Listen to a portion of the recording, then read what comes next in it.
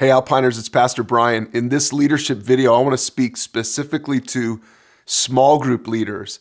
Now, we go around to the campuses a lot of times. We run into small group leaders. We love to ask, hey, how's it going? How's it going in small group? And we're getting more and more excitement these days, which is great. We're really happy to hear that. More and more people are using those resources online at pursuegod.org. But here's a tip, because here's something that I hear a lot from a lot of people is they say, I just can't get people to talk in my small group. And I remind them about the method that we encourage you to use, the method of giving away the conversation.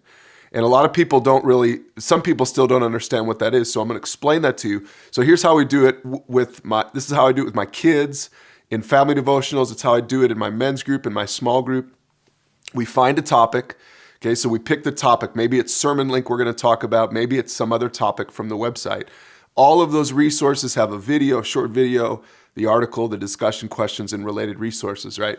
And so what we do is we make sure everybody knows what we're talking about next week. If it's Sermon Link, if it's something else in the library.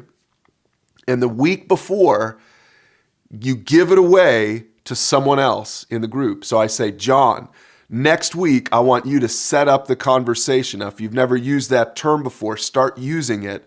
Use the term set up the conversation. Who wants to set up the conversation? What that means is next week, they have to come ready in 3 to 5 minutes to articulate in their own words, and they can use a cheat sheet. They can use those notes if they want to, the article from the post, but they have to articulate it in their own words what that was all about. That's what it means to set up the conversation. In fact, in question 1 on the discussion questions, it always has a link to that. If you invite someone to set up the conversation, they don't know what that means, just say, listen, just follow the link on question 1 there, and it'll explain how to set up the conversation. But the point to it is this: when you can start giving it away, now this is great, not just in small groups, but at home with your kids, when you can start encouraging other people to articulate God's truth, what you're going to do is make them into leaders.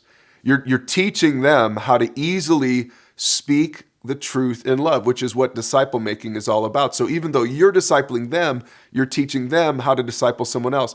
So next time in small group, try that method. I think you'll see it makes a huge difference in your small group.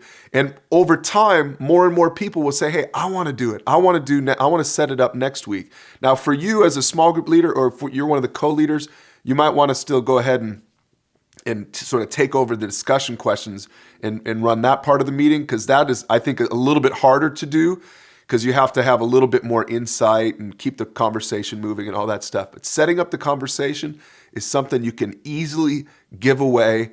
Try it next week. There's your small group leader tip for the week.